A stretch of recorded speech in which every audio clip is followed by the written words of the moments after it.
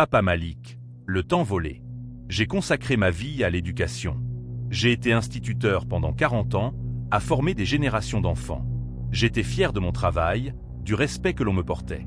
Aujourd'hui retraité, je vivais paisiblement avec ma petite pension et l'aide de mes enfants. Un jour, une jeune femme, la mère d'une de mes anciennes élèves, est venue me voir. Elle avait des problèmes financiers, des dettes.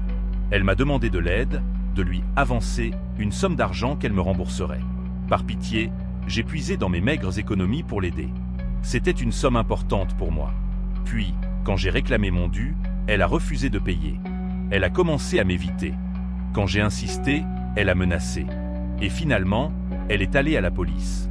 Elle a affirmé que j'avais abusé d'elle, qu'en échange de l'argent, j'avais exigé des faveurs et qu'elle avait refusé. C'était un mensonge éhonté, une inversion totale de la situation. Mais qui allait croire un vieil homme face à une jeune femme en larmes, dépeignant une image de victime vulnérable? Elle a présenté des messages qu'elle avait manipulés, des témoignages de proches, affirmant que je la harcelais.